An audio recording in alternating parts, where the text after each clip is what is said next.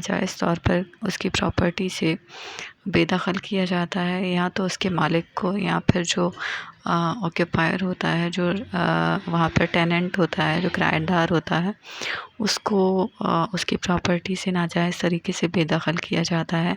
तो उनके पास फिर क्या रेमेडीज़ अवेलेबल हैं, वो किस कोर्ट में जा सकते हैं और किस तरह से वो अपनी प्रॉपर्टी को वापस ले सकते हैं। बेसिकली ये जो एक्ट है ये लैंड ग्रैबर्स के लिए बना है। अब लैंड ग्रैबर्स वो लोग होते हैं जो कब्ज़ा माफिया ग्रुप जो होता है, जो लोगों की प्रॉपर्टी पर नाजायज़ तरीके से आकर काबिज़ हो जाते हैं और उनकी प्रॉपर्टी को हथिया लेते हैं, क्योंकि हम अपने राइट से अवेयर नहीं हैं।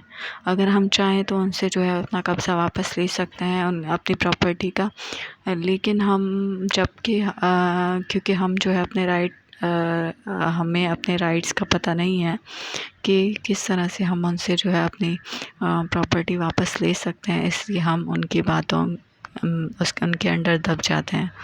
तो ये एक्ट बेसिकली उन लोगों के लिए है जो कब्ज़ा माफिया ग्रुप होते हैं और लोगों की प्रॉपर्टी पर आकर काबिज़ हो जाते हैं। तो ये एक्ट हमें उनके अगेंस्ट जो है रेमेडी प्रोवाइड करता है। अब इसके एक तो दो तरीके से हम रेमेडी अवेल कर सकते हैं। एक सिविल कोर्ट के थ्रू हम रेमेडी अवेल कर सकते हैं, जिसमें जो है ये section section specific relief act 8-9 के तहत जो है हम जाकर अपनी प्रॉपर्टी वापस ले सकते हैं। और दूसरा हम जो है कोर्ट में एविक्शन का दावा सूट फॉर एविक्शन कर सकते हैं, फ़ाइल कर सकते हैं कि इनको जो है हमारी प्रॉपर्टी से बेदखल किया जाए, नाजायज़ तरीके से आकर हमारी प्रॉपर्टी पर काबिज़ हो गए हैं। और दूसरा हमारे पास अभी ये इलीगल डिस्पोजेशन एक्ट के तहत हमारे पास रेमेडी अवेलेबल है। अगर हम सिविल साइड जाएं, अगर हम सिविल सूट फाइल करते हैं तो उसमें ये लॉन्ग ड्रॉन प्रोसेस होता है, उसमें काफ़ी दिन लग जाते हैं उस प्रोसेस को सॉल्व होते हुए। लेकिन अभी एक अमेंडमेंट आई है, उसमें ये है कि विदिन 6 मंथ के अंदर जो है हमें ये प्रोसेस सिविल प्रोसेस जो है कंप्लीट करना होता है, करना है।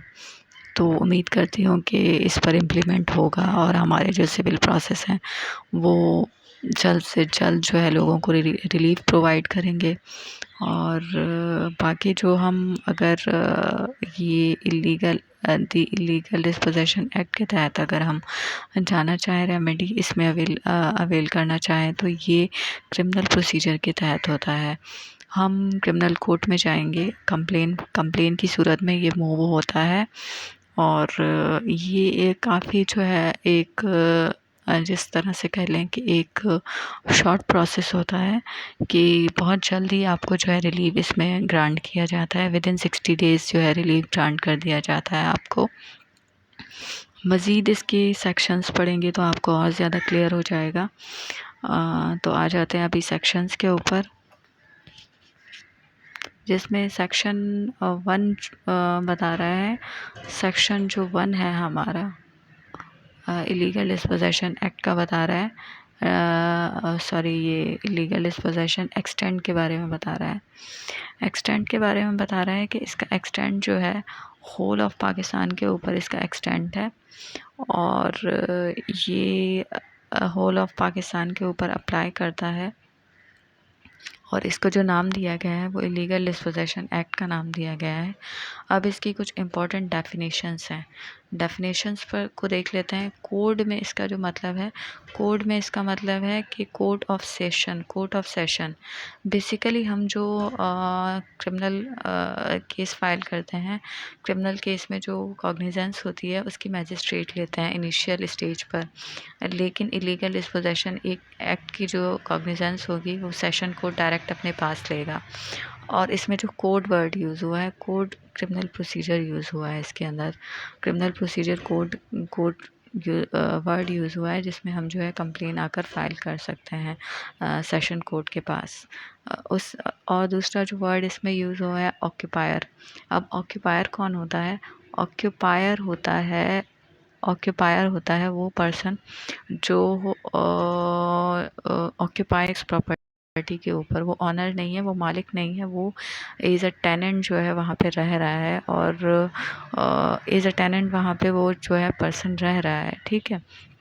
उसको कोई आता है नाजायज़ तौर पर वहाँ से बेदखल करता है, वो चाहे तो वो भी जो है इलीगल डिस्पोजेशन एक्ट का जो है कोर्ट में जाकर कंप्लेंट फाइल कर सकता है।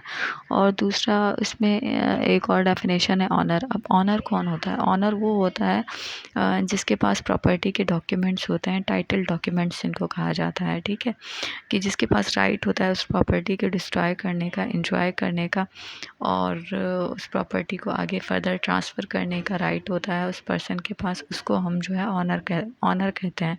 बेसिकली जिसके पास वो टाइटल डॉक्यूमेंट मौजूद होता है उस प्रॉपर्टी का, उसको हम उसको ऑनर कहा जाता है। अब प्रॉपर्टी का वर्ड इसमें जो है, प्रॉपर्टी एक एक होती है मूवेबल और एक होती है इमूवेबल। अब हम जो इसमें वर्ड यूज़ कर रहे हैं प्रॉपर्टी का, वो जस्ट इमूवेबल प्रॉपर्टी, जो मूव नहीं हो सकती कहीं पर, जिस तरह से ज़मीन हो गई, और जिस तरह से हमारे कोई प्लॉट है जिस तरह से, और जिस तरह से कोई घर है, तो ये इमूवेबल प्रॉपर्टी है जो कहीं मूव नहीं हो सकती है। तो इस इलीगल डिस्पोजेशन एक्ट में सिर्फ वही प्रॉपर्टी आती है जो इमूवेबल प्रॉपर्टी है। अब आ जाते हैं सेक्शन 3 के ऊपर। सेक्शन 3 क्या बताता है हमें? सेक्शन 3 बताता है कि जो है ये सेक्शन 3 बताता है कि prevention of illegal possession of property, कि किस तरह से जो है हम उन उसको रोक सकते हैं कि कोई हमारी प्रॉपर्टी के पर काबिज़ ना हो, किस तरीके से हम उनको रोक सकते हैं। तो इसमें जो है बताया गया है, बिल्कुल एक क्लियर वर्डिंग में बताया गया है इस सेक्शन के अंदर, सेक्शन 3 के अंदर। ये बहुत ही ज़्यादा मोस्ट इम्पॉर्टेंट सेक्शन है इस इलीगल डिस्पोजेशन एक्ट का, जिसमें साफ क्लियरली मेंशन किया गया है कि no one shall enter into or upon any property to dispossess, grab, control, or occupy it without having any lawful authority to do so, with the intention to grab, to dispossess, grab, control, or occupy the property from owner or occupier which property। अब इसमें जो है एक clear wording में बताया गया है कि कोई भी पर्सन इस तरह से किसी की प्रॉपर्टी पर आकर जो है पोजेस नहीं हो सकता है इलीगली तरीके से, जिसके पास कोई अथॉरिटी नहीं है। विदाउट अथॉरिटी वो आता है पर्सन और किसी की प्रॉपर्टी को जो है या तो जो है उसकी प्रॉपर्टी पर आकर काबिज़ हो जाता है या नाजायज़ तरीके से, या फिर जो है उसकी प्रॉपर्टी पर जो आकर जो है कब्ज़ा कर लेता है, ठीक है, उसकी प्रॉपर्टी पर आकर जो है कब्ज़ा कर लेता है, ग्रैब कर लेता है, कंट्रोल कर लेता है, काबिज़ हो जाता है, नाजायज़ काबिज़ जिसको हम बोलते हैं, कंट्रोल करता है, ऑक्यूपाई करता है, विदाउट हैविंग लॉफुल अथॉरिटी। उसके पास कोई लॉफुल अथॉरिटी नहीं है ये ऐसा करने की, वो विदाउट लॉफुल अथॉरिटी ऐसा करता है।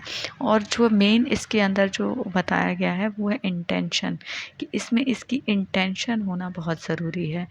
इसमें जो इम्पॉर्टेंट चीज़ है कि वो किस नीयत से उस प्रॉपर्टी में आया है, तो उसमें जो है इसकी इंटेंशन होना बहुत ज़रूरी है, कि विदाउट इंटेंशन अगर कोई पर्सन किसी की प्रॉपर्टी में एंटर होता है कि भाई मेरी कोई इंटेंशन नहीं थी इस तरह की, तो फिर जो है उस पर ये नहीं लगेगा। लेकिन वो इसी इंटेंशन के साथ आता है कि इसकी प्रॉपर्टी को कब्ज़ा पर जो है काबिज़ हो जाए, या फिर जो है उसकी प्रॉपर्टी पर कब्ज़ा कर ले नाजायज़ तरीके से, या उसको निकाल के ख़ुद जो है वहाँ पे रहना स्टार्ट कर दे। तो फिर जो है ये इसके तहत जो है ये जुर्म है, और किसी ऑनर को या जो है किसी ऑक्यूपायर को अगर वो निकाल कर वहाँ पर ख़ुद का उसकी प्रॉपर्टी पर काबिज़ हो जाता है। अब इसका जो है सेक्शन 3 का सब क्लॉज 2 दिया गया है कि who ever contravenes the provision of sub section 1। अब जो ये जो सब सेक्शन 1 बताया है हमने, उसकी जो कोई अगर ख़िलाफ़ वर्जी कर रहा है, ठीक है, तो शल तो उस to any punishment to which may be liable to under any other law for the time being enforced, the punished with an imprisonment which may extend to 10 years। तो उसकी जो पनिशमेंट होगी, जो इस तरह नाजायज़ तरीके से किसी की प्रॉपर्टी पर काबिज़ हो रहा है लैंड ग्रैबर्स की, बेसिकली ये जो पनिशमेंट है ये कब्ज़ा माफिया की पनिशमेंट है अप टू 10 इयर्स। इसमें जो है अप टू 10 इयर्स 10 साल तक जो है इनको पनिशमेंट होगी कि इनको कब्ज़ा माफिया ग्रुप को। अब ये सिर्फ जो है कब्ज़ा माफिया ग्रुप की बात नहीं कर रहा है, ये जो एक्ट है ये मज़ीद जो है उन लोगों के लिए भी बात कर रहा है कि कोई अदर पर्सन है, अगर कोई अदर पर्सन किसी की प्रॉपर्टी पर नाजायज़ तरीके से आता है तो ये उनकी भी बात कर रहा है। जिस तरह से अगर हम बात करें तो तरीके से काबिज़ होता है किसी की प्रॉपर्टी पर, वो किसी को कंपनसेट भी करेगा। वो उस पर्सन को जिसकी प्रॉपर्टी पर नाजायज़ तरीके से काबिज़ होता है वो उसको कंपनसेशन भी देगा। अंडर सेक्शन 554 ए के तहत जो है सेक्शन 554 ए में बेसिकली जो कोड है उसके अंदर जो पनिशमेंट प्रोवाइड की है वो जो है मर्डर और हर्ट की है, लेकिन हम जो है उसको इस सब्जेक्ट के अंदर जो है कंपनसेशन के तौर पर यूज़ कर रहे हैं कि इसमें कोई मेंटल एंग्विश हुआ है किसी को या कोई इंजरी हुई है तो फिर जो है इंजरी हुई है किसी को तो फिर उसमें उसको जो है कंपनसेशन इस सेक्शन के तहत जो है दी जाएगी। अब इस सेक्शन की सब क्लॉज 3 है कि whoever forcefully and wrongfully dispossesses any owner or occupier of any property and his act does not fall within subsection 1 shall be punished। अब देखें इसके अंदर जो है बताया गया है बिल्कुल एक क्लियरली वर्डिंग में कि सबसेक्शन 1 में जो है अगर कोई पर्सन किसी की प्रॉपर्टी पर किसी को फोर्सफुली तौर पर या रॉन्गफुली तौर पर डिस्पोजेस करता है किसी ऑनर या ऑक्यूपायर को, जो सबसेक्शन 1 के अंदर जो हमने ग्रैब और कंट्रोल में पढ़ा उसके अंदर फॉल नहीं करता, तो मतलब ये कोई अदर पर्सन पर भी जो है ये सेक्शन लागू हो सकता है। उसको जो पनिशमेंट मिलेगी वो मिलेगी 3 साल के लिए उसको पनिश किया जाएगा। अब जो लैंड ग्रैबर्स हैं उनको जो है अप टू उनकी जो पनिशमेंट है अप टू क्या बोलते हैं अप टू 10 इयर्स है, लेकिन जो ये हैं कोई अदर पर्सन है उसको जो पनिशमेंट मिलेगी वो मिलेगी जो है 3 इयर्स तक। ओके, इतना आपको जो है क्लियर हो गया। तो अब हम चलते हैं आगे। उसके बाद हमारे पास आ जाता है सेक्शन 4। सेक्शन 4 बात करता है कॉग्निजेंस की कि लीगल डिस्पोजेशन एक्ट है, इसकी कॉग्निजेंस कौन लेगा, किसके पास ये केस फाइल किया जाएगा, किस तरह से फाइल किया जाएगा, आगे फर्दर इसकी प्रोसीडिंग किस तरह से चलेंगी।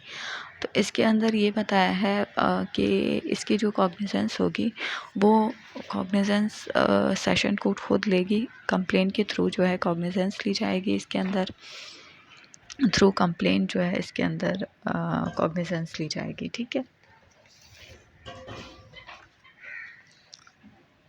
और कॉग्निजेंस जिस तरह से कंप्लेन का प्रोसीजर है सेक्शन 200 से लेकर सेक्शन 205 सीआरपीसी, इसी तरीके से ही फर्दर इसकी प्रोसीडिंग को आगे बढ़ाया जाएगा और इसी तरीके से इसकी प्रोसीडिंग चलेगी। और अब चलते हैं इसकी जो है कॉग्निजेंस तो हमें पता चल गई कि कौन लेगा, सेशन कोर्ट लेगा। अब सेक्शन 5 में जो है इसकी इन्वेस्टिगेशन का पूरा तरीका बताया है, तरीक़ेकार बताया है कि किस तरह से अब मामले कंप्लेंट फाइल हो गई है, अब किस तरह से मामले को आगे इन्वेस्टिगेट किया जाएगा, इन्वेस्टिगेट कौन करेगा इन्वेस्टिगेट इस मामले को। तो आ जाते हैं अब इन्वेस्टिगेशन को देखते हैं। इन्वेस्टिगेशन इस मामले में जो है कुछ तरीक़ों से हो सकती है कि इसमें जो है सबसे पहले तो इन्वेस्टिगेशन पुलिस करेगी। इस मामले में पुलिस को डायरेक्ट किया जाएगा, सेशन कोर्ट जो है पुलिस इंचार्ज को डायरेक्ट करेगी। थोड़ा पढ़ लेते हैं। Upon the complaint the court में direct the in charge of police station to investigate and complete the investigation and forward the same within 15 days। अब जो पुलिस ऑफिसर होगा, इंचार्ज ऑफ पुलिस स्टेशन होगा, उसको जो है कोर्ट डायरेक्ट करेगी कि जो है वो विदिन 15 डेज़ के अंदर जो है इन्वेस्टिगेशन कंप्लीट करके अपनी रिपोर्ट जमा करवाए। प्रोवाइडेड फर्दर दैट में extend the time within which, अगर इतने दिन में जो है वो रिपोर्ट सबमिट नहीं करता है विद इन 15 डेज़ के अंदर, तो उसको मज़ीद जो है टाइम 7 दिन का प्रोवाइड किया जाएगा। अगर वो कोई गुड कॉज पेश करता है कि इस वजह से जो है मैंने रिपोर्ट पेश नहीं की है, तो मज़ीद उसको 7 दिन का और टाइम दिया जाएगा कि जो है आप अपनी रिपोर्ट जमा करवाएं। अब ये जो प्रोसीजर होता है ये मैंने आपको पहले भी बताया जिस तरह से कि बेसिकली सीआरपीसी का जो प्रोसीजर होता है वो जो है वो मैजिस्ट्रेट ट्रायल को कंडक्ट कर रहा होता है इनिशियल स्टेज पर। तो इसमें है provided further that whenever a local inquiry is necessary, अगर लोकल इंक्वायरी नेसेसरी है for the purpose of this act the court में डायरेक्ट मैजिस्ट्रेट कोर्ट जो है मैजिस्ट्रेट को भी डायरेक्ट कर सकती है कि वो इस मामले में इंक्वायरी करे और revenue officer in the district to make inquiry and submit report within the period में be specified by the court. या रेवेन्यू ऑफिसर्स से भी कह सकती है कि वो इस मामला में जो उनके पास कुछ डॉक्यूमेंट्स हैं उस इमूवेबल प्रॉपर्टी को लेकर, ताकि देखा जाए, रेवेन्यू ऑफिसर से मालूम किया जाए कि बेसिकली ये प्रॉपर्टी है किसकी, ये जो डिस्प्यूट चल रहा है प्रॉपर्टी के ऊपर उसका मालिक कौन है, उसको देखने के लिए फिर रेवेन्यू ऑफिसर को डायरेक्ट किया जाएगा आप वो सारे डॉक्यूमेंट जो है हमारे पास लेकर आएँ, जो ओरिजिनल डॉक्यूमेंट्स हैं उनको हमें प्रोवाइड करें कि हम देखें कि टाइटल डॉक्यूमेंट किसके पास है और कौन इस प्रॉपर्टी का मालिक है। The report of the magistrate or revenue officer इस केस में भी shall be एविडेंस भी जो है इसके अंदर जो है shall be constructed as evidence in the case। अब जो है ये जो सारे मामलात होंगे, ये सारे जो रेवेन्यू ऑफिसर कोई डॉक्यूमेंट्स लाएगा या जो है पुलिस ऑफिसर की कोई रिपोर्ट होगी उसको एज एविडेंस जो है केस में पेश किया जाएगा। अब on taking cognizance of the case, court shall proceed with the trial from day to day। अब इस जो मेन इम्पॉर्टेंट चीज़ है इसमें, इस सब्जेक्ट के अंदर जो मेन इम्पॉर्टेंट चीज़ है और वो ये है कि वैसे तो सीआरपीसी में एडजर्नमेंट्स होती हैं, डे बाय डे केस नहीं होता है, उसमें डेट्स आती हैं, लेकिन इलीगल डिस्पोजेशन एक्ट के तहत अगर हम केस फाइल करते हैं तो उसमें जो है एडजर्नमेंट्स नहीं होंगी। डे टू डे जो है ये केस जो है चलेगा और विद इन 60 डेज़ के अंदर मतलब 3 मंथ के अंदर जो है ये केस डिसाइड हो जाएगा। हाँ, और अगर जो है ये विद इन 60 डेज़ के अंदर डिसाइड नहीं हो पाता है तो फिर उसमें कोई सफिशेंट रीज़न रिकॉर्ड करवाना पड़ेगा। मज़ीद जो है टाइम लेने के लिए फिर कोई सफिशेंट रीज़न होगा तो फिर कोर्ट जो है the court not adjourn the trial any purpose unless, जब तक जो है कोर्ट उस प्रोसेस को एडजर्न नहीं करेगी, जब तक unless such adjournment is in opinion necessary the interest of the justice, जब तक कोर्ट को ये नहीं लगता है कि ये नेसेसरी है किसी को जस्टिस प्रोवाइड करने के लिए, किसी को जो है इंसाफ दिलाने के लिए, ये ज़रूरी है कि हम जो है इसको थोड़ा प्रोसेस को थोड़ा सा डिले करें, थोड़ा सा एडजर्न करें, तो फिर जो है कोर्ट विद इन तो उसमें जो है सिर्फ 7 दिन का टाइम ग्रांट कर सकती है, ज़्यादा मज़ीद जो है 7 दिन का टाइम ग्रांट कर सकती है कि भाई आप जो है इस तरीके से आप जो है जल्दी करके अपनी रिपोर्ट्स जो है विद इन 7 दिन के अंदर जो है आप अपनी रिपोर्ट जमा करवा दीजिए। ठीक है।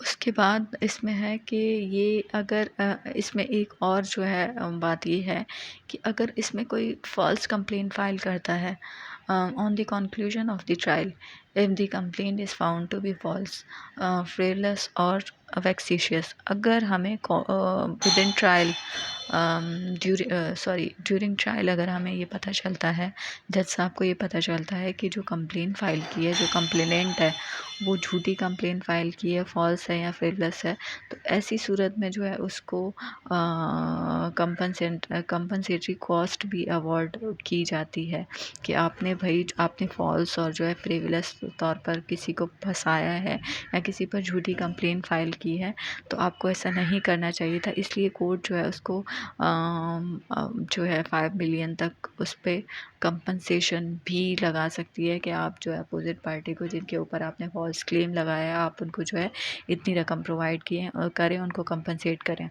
तो इसमें ये भी एक चीज़ है कि जब भी आप कंप्लेंट फ़ाइल करें तो वो फॉल्स नहीं होनी चाहिए, वो आप हक पे होने चाहिए, सच पे होने चाहिए और एक खुदा के ऊपर भरोसा होना चाहिए कि आपकी जो चीज़ है आपको वापस मिलनी है।